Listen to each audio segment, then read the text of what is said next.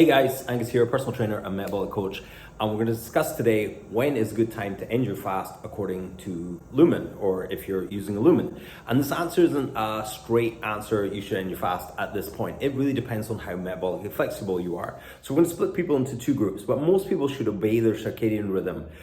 Both groups should be having their last meal at the same time with the same amount of carbs the night before, so they can run experiments to see what happens the next day. If you have a really variable next day, that will vary your results. So you try and keep the day before as similar as you can, particularly with the ending of the meal. So we'll start off with the people who are metabolically flexible. These people will be waking up 1 or 2 in the morning, and they might choose to fast a little bit longer. I think most people should fast for 12 hours, and then after that, it's individual choice, depending on what you're looking for from the fast. Are you wanting to be cool to fast, or are you actually wanting an effect from the fast? So let's discuss. So if you're metabolically flexible, as you go on, you will find sometimes you can fast for a really long time, or you might fast that your number creeps up. If your number creeps up, that's a good time to end your fast. Log that. Is that 14 hours? Is that 16 hours? Is that 3 hours, 4 hours? People shove out 16, 8, 12-hour fasts and 24. But the real number is based on you, what you do. You have a device now that you can measure you rather than following a generic program. So if the number goes up, it means you're releasing cortisol, which means your body is stressed. Something people have noticed with continuous blood glucose monitors, even though they're metabolically healthy, they will find if they don't have a breakfast, that first meal, they'll have a higher blood sugar spike, even though that meal can be exactly the same. But when they have a breakfast, they'll have a lower blood sugar spike. So you become this sort of temporary insulin resistance. A lot of people say that's not a problem. I would go, I'm not too sure about that. Okay, so that's metabolically flexible people. End your fast when your number increases. The next day, try and end your fast before that number increases, because you should have a sort of idea when that is, if that's 14 hours, 16 hours. Anyway, the non-metabolically flexible people, these are people waking up with 3, 4, 5 in the morning.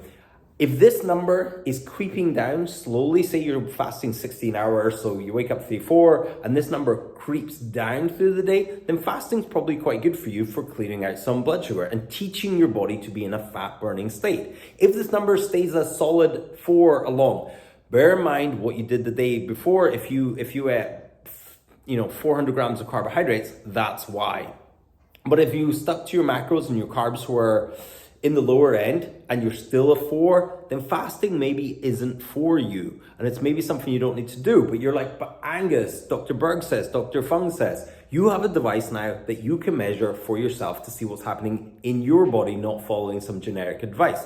What I would ask you to do or tell you to do is try flexible fasting. So flexible fasting, you've never heard of it?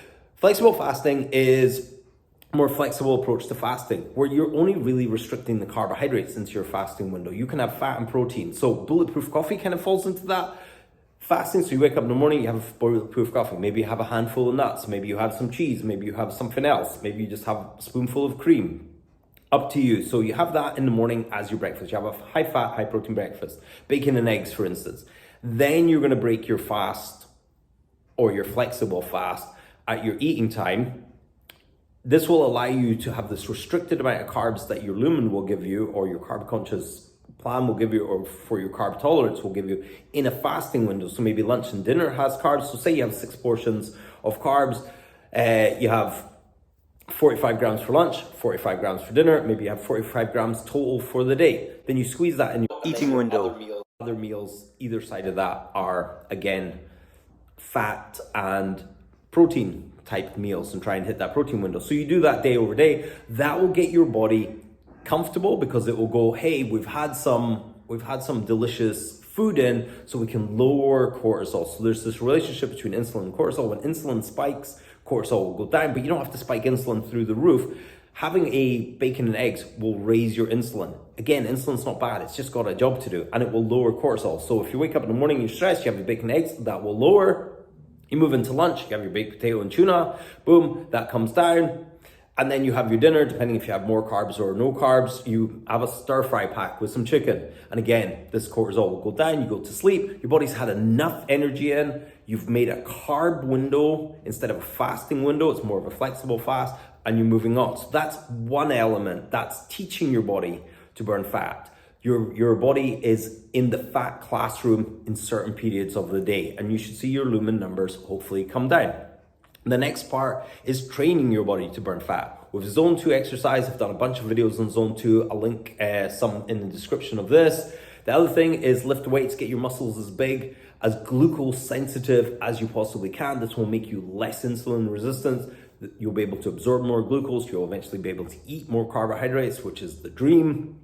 Little bit high intensity exercise. Again, high intensity exercise can be a huge stressor for people. It's really good at repairing insulin resistance, but too much is just too much. Tabatas, 20 seconds on, 10 seconds off for 8 rounds, 4-minute workout, a couple of times a week might be plenty for your high intensity. Then concentrate on lifting weights, concentrate on actually getting strong, and then concentrate on zone 2, meeting this threshold of 1.5 times your ideal body weight that I talk about a lot in my zone 2 stuff. Anyway, so this is how to break your fast with Lumen, depending if you're a metabolically flexible type or if you're unmetabolically flexible. And if you're unmetabolically flexible, fasting may not be the solution to improving your metabolism. It might just make you more stressed, and then you just burn through muscle tissue, and then it's bad. I'll link another video I did to how not to fast, which was a really popular video, which just showed people who did alternate day fasting actually ended up burning up more muscle tissue than fat, which is not what most people are looking for. Anyway, check you guys in the next one.